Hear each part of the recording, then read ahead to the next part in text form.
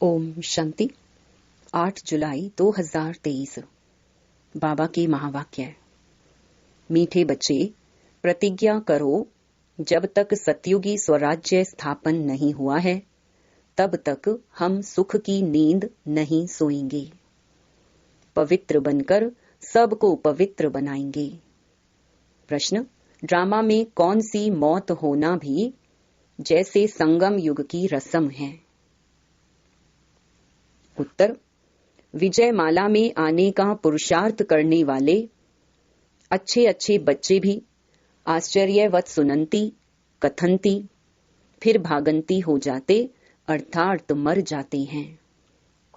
ऐसी मौत भी संगम युग की जैसे रस्म बन गई है। श्रीमत पर ना चलने से माया हरा देती है। बाप का बनकर हाथ छोड़ा तो गोया मर गया। तकदीर पर लकीर लग जाती है। गीत: दर पर आए हैं कसम लेके। ओम शांति। मीठे मीठे जीते जी मरने वाले बच्चों ने यह गीत सुना जो जीते जी कुर्बान गए हैं। सब तो कुर्बान नहीं गए हैं, नंबरवार पुरुषार्थ अनुसार जीते जी मरते हैं। जब कोई गोद में लेते हैं या एडॉप्ट करते हैं तो एक परिवार को छोड़कर दूसरे परिवार का बनते हैं।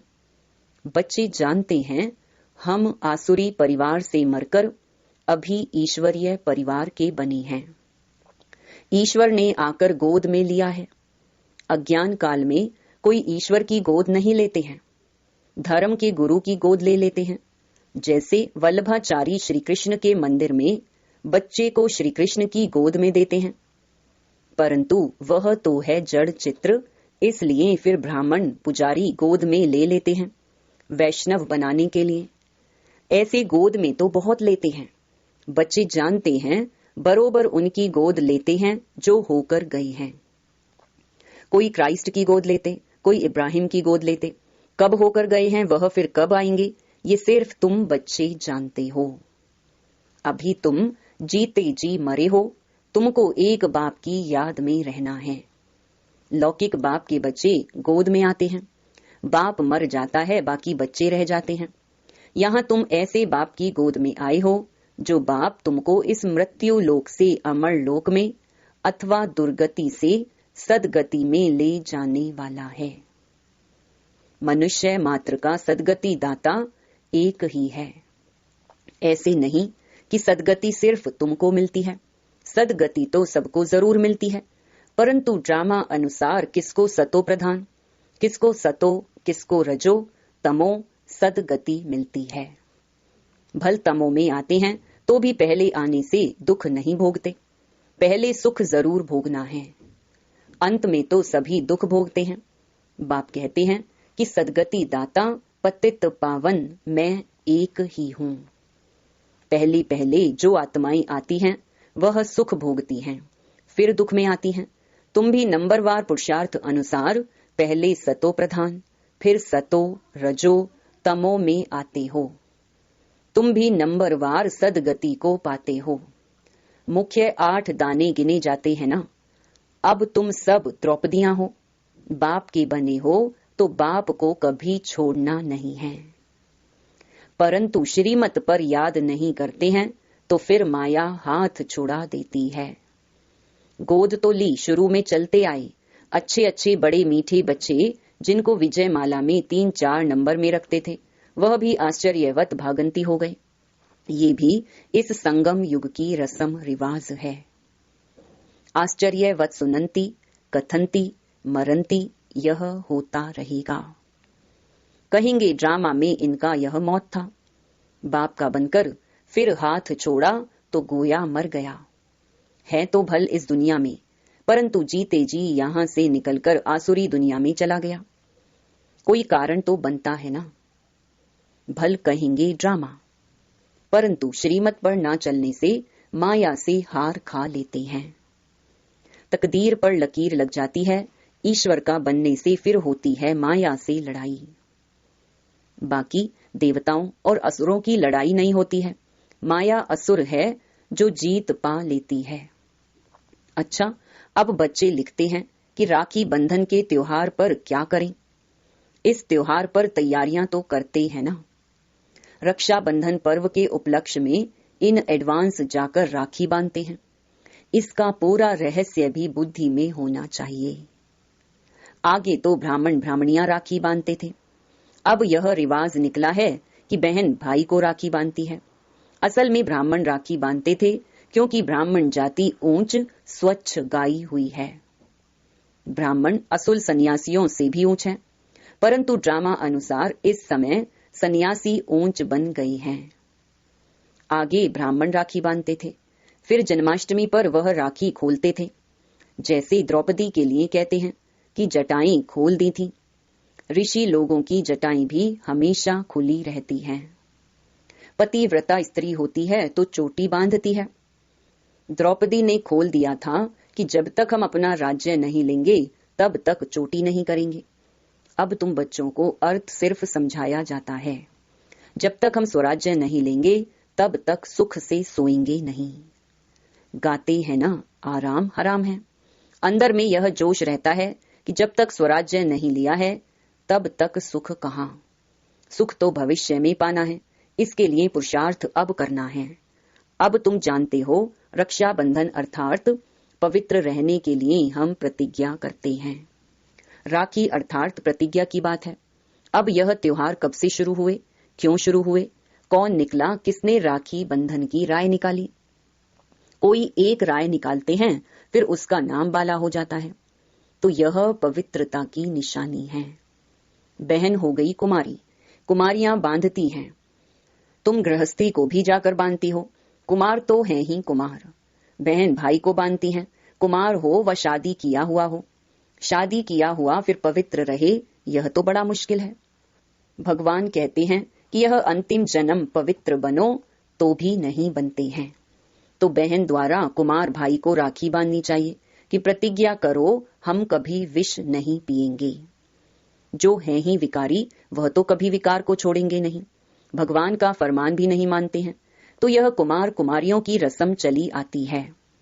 अब तुम समझते हो कि यह त्योहार भी संगम युग का है। सतयुग में तो है ही सब पवित्र, वहां राखी बांधने की दरकार ही नहीं।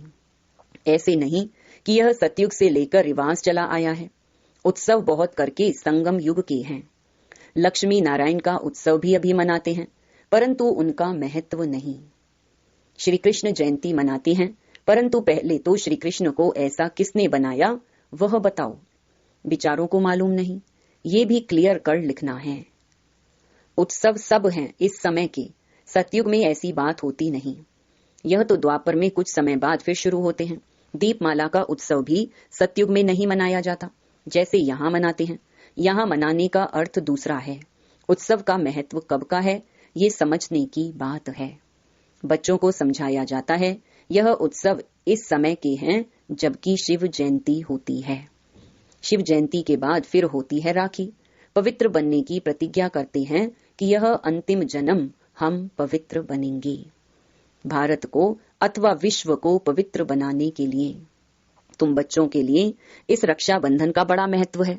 प्रतिज्ञा की जाती है हम कभी पतित नहीं बनेंगे। अब तुम पावन बनते हो तो सिर्फ तुम पावन कुमारियों को ही हक है राखी बांधने का। भाइयों को सदैव पवित्र रहने के लिए राखी बांधनी है और इन गृहस्थियों से प्रतिज्ञा करानी है पवित्र रहने की। कहते हैं ना, पतित पावन आओ, तो जो गायन है वो ही प्रतिज्ञा कराते हैं पतित से पावन बनो। बाप आकर प्रतिज्ञा कराते हैं। शिव जयंती के बाद है रक्षाबंधन। होली भी ज्ञान की है। धुरिया और होली दोनों इस समय के हैं। होली अर्थात पवित्र बनो, धुरिया माना ज्ञान धारण करो। वह फिर पत्थर ठिक्कर कोबर आदि आदि बनाकर क्या क्या करते हैं, तो पतित पावन बाप ही आकर बच्चों को समझाते हैं। जो जीते जी मरते हैं उनमें भी मातेले और सौतेले होते हैं। मातेले का हिसाब किताब जरूर बाप के पास होगा। बाप जरूर बच्चे की सब कारोबार मिल्कियत आदि को जानते होंगे। मातेले वह हैं जिनका बाप से पूरा लव रहता है। मातेले भी नंबरवार होते हैं, सौतेले भी नंबरवार हैं। कोई कपूत कोई सपूत तो होते ही हैं। शिव जयंती भी संगम युग पर होती है। संगम को भी टाइम देना चाहिए। जैसे लीप मास कहते हैं, फिर लीप सेंचुरी 100 वर्ष की है। यह बहुत ऊंची है लीप सदी, 20वीं सदी कहते हैं ना। इनमें भी यह सदी जिसमें बाप आते हैं, इसको संगम सेंचुरी कहेंगे। उथल पुथल होने में टाइम लगता है। दीपमाला भी यहाँ की है। तुम बच्चे जानते हो, शिव जयंती के बाद फिर है पवित्रता की बात। शुरू से लेकर पवित्रता पर झगड़ा चला आया है। पवित्रता के साथ ज्ञान और योग की होली धुरिया साथ साथ है। बाप की याद भी अच्छी रीति चाहिए। ज्ञान का धुरिया भी चलता रहता है। ज्ञान बरसात तुम पर होती ही रहेगी। पवित्रता पर ही झगड़ा चलता है। सब कहते हैं कि यह कौन आया है जो कहते हैं घर गृहस्थ में रहते पवित्र रहकर दिखाओ। सन्यासी तो खुद घर बार छोड़ जाते हैं। गोपीचंद राजा की भी कहानी है। उनसे पूछा गया, तुमने राज्य भाग्य क्यों छोड़ा? बोला, प्रभु मिलन के लिए छोड़ा है। इस पर गीत भी अच्छे अच्छे गाते हैं। यहाँ तो गृहस्थ व्यवहार में रहकर पवित्र रहना है। पवित्रता पर ही सारी खिटपिट होती है। अब रक्षा बंधन है पवित्र बनने बनाने का यादगार पर्व। यहाँ देखो, छोटे छोटे बच्चों को भी साक्षात्कार होते हैं। अब छोटे बच्चे ने क्या भक्ति की, बाबा ने झट सबको साक्षात्कार करा दिया। तो समझते थे जादू है। इसको कहा जाता है शिव बाबा के चरित्र। बैठे बैठे गुम हो जाते थे। ये भी ड्रामा ही कहेंगे। एक दो को देखा और ध्यान में चले गए। यह सब चरित्र परम पिता परमात्मा के हैं, श्री कृष्ण के नहीं। श्री कृष्ण का नाम ले सारी बदनामी की है। भागवत में क्या क्या लिख दिया है। श्री कृष्ण सतयुग का प्रिंस, उसने चीर हरे यह किया। ऐसे चरित्र तो गाए नहीं जाते। दुनिया वाले समझते हैं बरोबर श्री कृष्ण ने यह सब किया होगा। फिर कहते हैं श्री कृष्ण के शरीर में आत्मा आई होगी जिसने ज्ञान सुनाया होगा, परंतु ऐसे तो नहीं हो सकता। वह तो प्रिंस नामी ग्रामी था। फिर रथ दिखाते हैं, रथ में श्री कृष्ण दिखाते हैं। घोड़े गाड़ी पर बैठ पाठशाला चलाई जाती है क्या?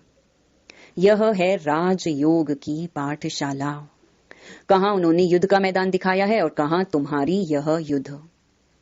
यह है माया पर जीत पाने की युद्ध। तो तुम बच्चों को रक्षा बंधन पर समझाना है। रक्षा बंधन अर्थात पतितों को पावन बनाने के लिए स्वयं परम पिता परमात्मा आई हैं।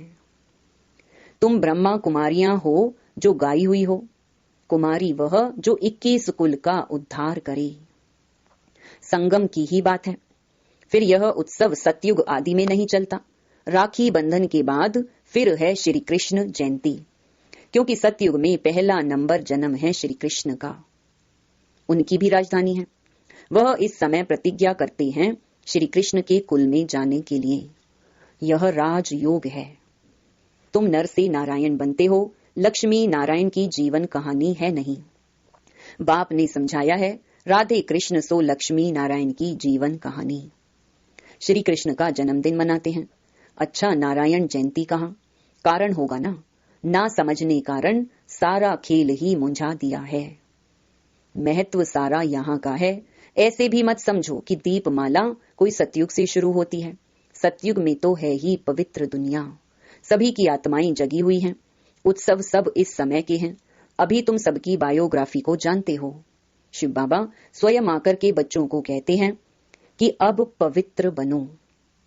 तुम आत्माएं मैली हो गई हो। सन्यासी तो कहते हैं आत्मा निर्लेप है। इसलिए बहुत लोग कह देते हैं अंडा मछली आदि खाने में कोई हर्जा नहीं है। सबकी अपनी अपनी रस्म रिवाज है ना। आगे काली पर मनुष्यों की बलि चढ़ाते थे। शिव को तो काला नहीं कहेंगे, न शंकर को कहेंगे। हाँ, ब्रह्मा और विष्णु के 2 रूप गोरे से काले बनते हैं। यह सब बाप बैठ समझाते हैं। अच्छा, मीठे मीठे सिकी लधे बच्चों प्रति मात पिता बाप दादा का याद प्यार और गुड मॉर्निंग। रूहानी बाप की रूहानी बच्चों को नमस्ते। धारणा के लिए मुख्य सार। पहला, बाप से पूरा पूरा लव रख मातेला बनना है। अपना पूरा समाचार बाप को देना है। कभी भी कपूत नहीं बनना है। दूसरा, रक्षा बंधन का यथार्थ रहस्य बुद्धि में रख पवित्र जरूर बनना है। माया से कभी हार नहीं खानी है। पवित्रता के बल से स्वराज्य लेने की प्रतिज्ञा करनी है। वरदान, सदा मिलन के झूले में झूलने वाले तत्त्वम के वरदानी बाप समान भव। जैसे बाप दादा आप मालिकों की आज्ञा को मानकर मिलन मनाने के लिए आते हैं, जी हाजिर का पाठ पढ़कर हाजिर हो जाते हैं, ऐसे ही तत्त्वम अमृत वेले से लेकर दिन के समाप्ति तक धर्म और कर्म में बाप समान बनो तो सदा मिलन के झूले में झूलते रहेंगे। इस मिलन के झूले में रहने से प्रकृति और माया दोनों ही आपके झूले को झुलाने वाले दासी बन जाएंगे। सर्व खजाने आपके इस श्रेष्ठ झूले का श्रृंगार बन जाएंगे। स्लोगन, सदा ब्रह्मा बाप की भुजाओं में समाये रहो तो सेफ्टी का अनुभव करेंगे। ओम शांति।